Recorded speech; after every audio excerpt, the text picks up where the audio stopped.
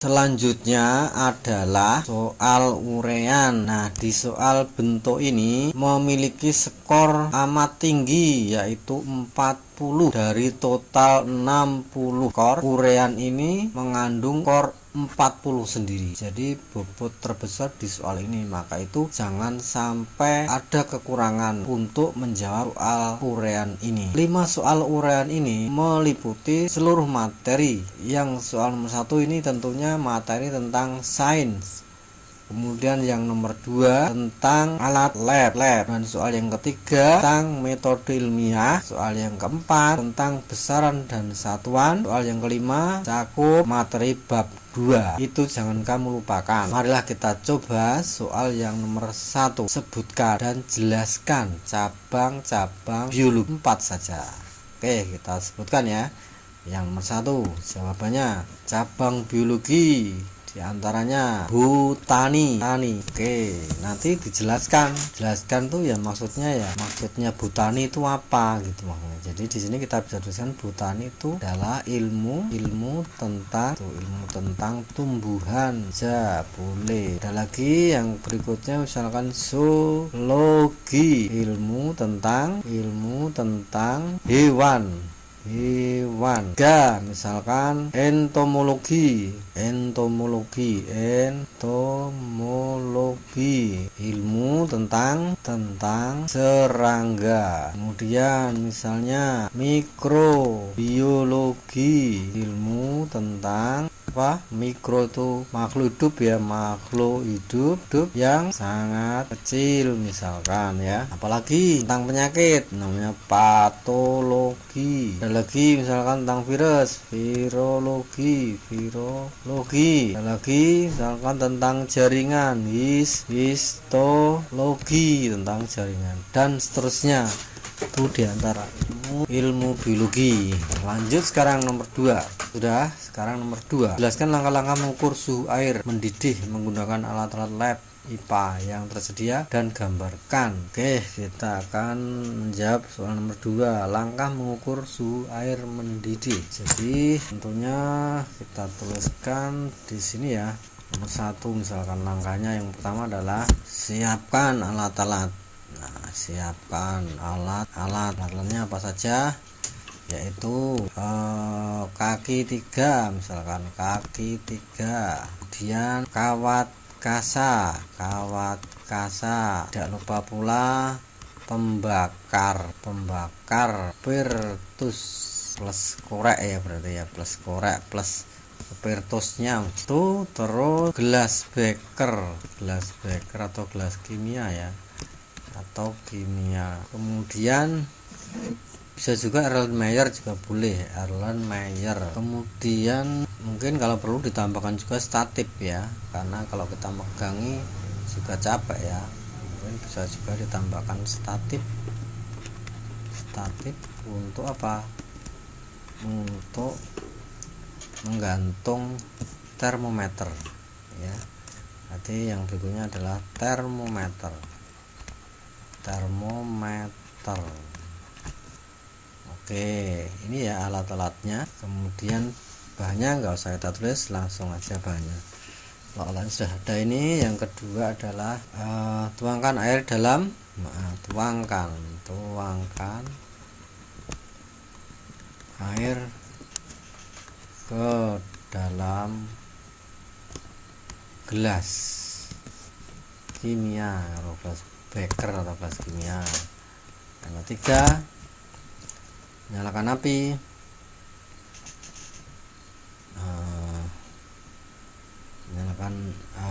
Nyalakan pembakar spiritus.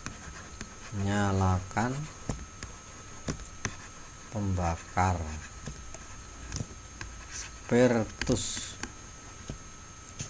Misalnya gitu, nyalakan pembakar spiritus. Kemudian pembakar spiritus. Kemudian 4 ya, pasang kaki 3 di atas pembakar. kemudian yang kelima, kemudian tumpangkan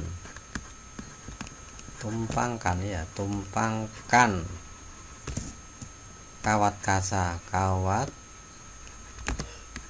kasa di atas kaki 3. Kemudian 6, letakkan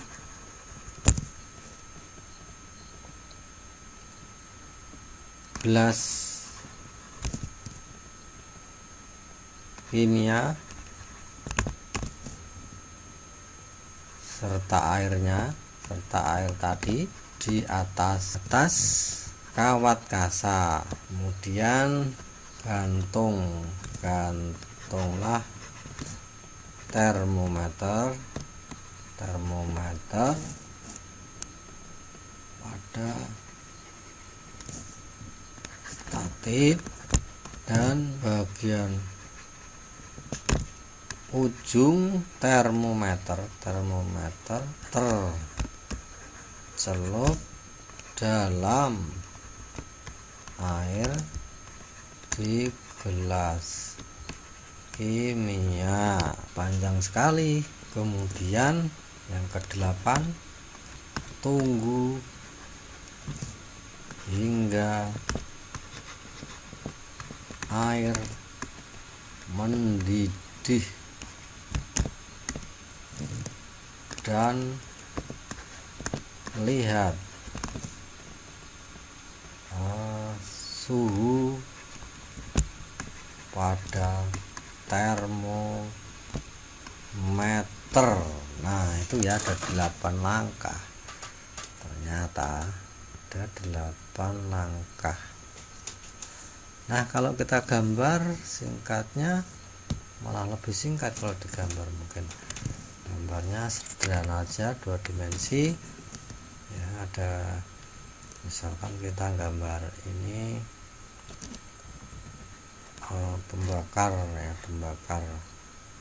bensin ya, kemudian atasnya ada kaki 3 misalkan ya, sebisanya lah gambarnya sebisanya ini begini toh. Nah, misalkan begitu, atasnya kasih gelas kimia.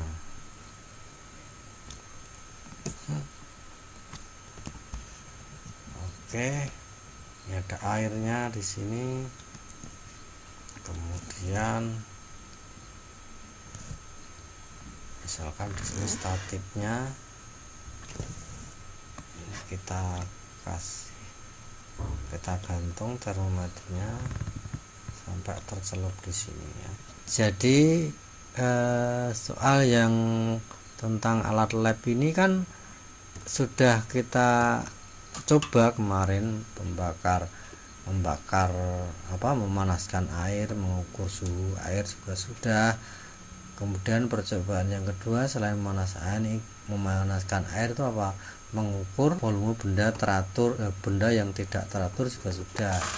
Jadi kira-kira itu yang harus kamu pelajari, karena memang kita prakteknya itu kan mengukur volume balok, kayak begitu. Jadi itu yang harus kamu tahu ya, yang tentang alat lab. Soal yang ketiga sekarang. Yang ketiga, suatu ketika kalian mendapati tanaman layu, kemudian kemukakanlah permasalahannya. Ini permasalahannya dulu ya. Permasalahannya apa? Kalau ada kamu melihat tanaman layu, kan kamu terus muncul masalahnya kira-kira apa? Nah, jadi kalau permasalahan biasanya berupa pertanyaan ya, Bentar kita biar kelihatan. Nah, kita tulis di sini ya permasalahannya. permasalahan.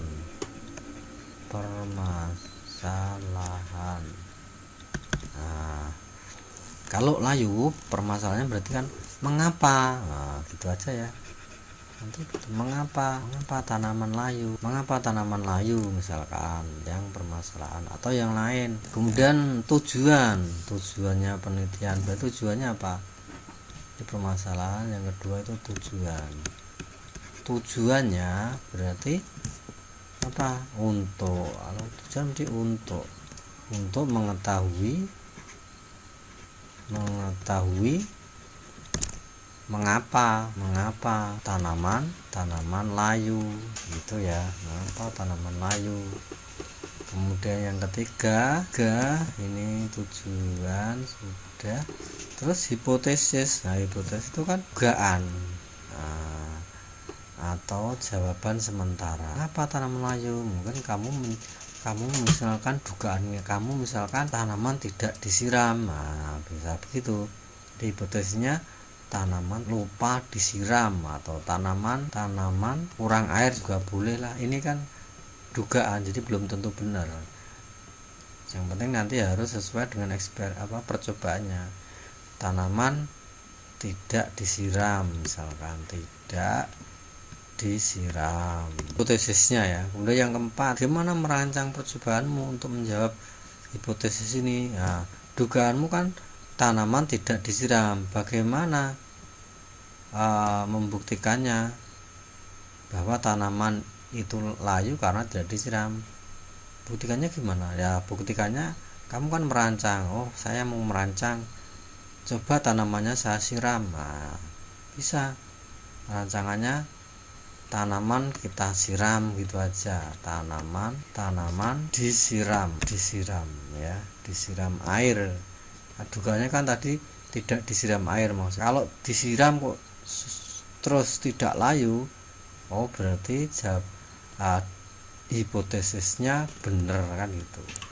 Tapi kalau disiram kok masih layu, berarti kan penyebabnya layu bukan karena tidak disiram, mungkin karena kena penyakit, atau mungkin karena akarnya mungkin sudah. Itu ya contoh soal tentang nomor berikutnya, nomor 4. Yang ini nomor 4 ini sekarang hitungan menyetarakan, ini mengkonversikan kecepatan mobil 90 km per jam, konversikan ke dalam meter per sekon. Kita hitung ya sekarang. Soalnya 90, nomor 4, 90 km per jam itu berapa meter per sekon? Caranya berarti kamu merubah ini dulu biar gampang. 90 km dijadikan meter, berapa 90 km itu? Terus di bawahnya ya, 90 km berapa meter? Kilometer ke meter. Kilometer kan di atas, kilometer itu di atas, meter di bawah. Turun berapa langkah nih? Turun 3 langkah ya. Kilometer, hektometer, dekameter, meter. Turun 3 langkah. Kalau turun berarti kali, ya kan? Kali, karena turunnya 3 langkah ya kali 1000. Oke, kali 1000 ya. Berarti 90 km itu sama dengan 90 kali 1000 meter. Nah, sekarang ini ada per ya, kita buat pernya, jangan lupa per. Nah, ini jam tuh sini 1 ya. 1 jam berapa sekon? Nah, masih ingat ya, 1 jam itu sama dengan 3600 sekon. Dari mana? Nah, 60 kali 60, 1 jam kan 60 menit. Nah, 1 menit 60 sekon, berarti 1 jam 3600 sekon. Kita tulis di sini 1 jam itu 3600 sekon.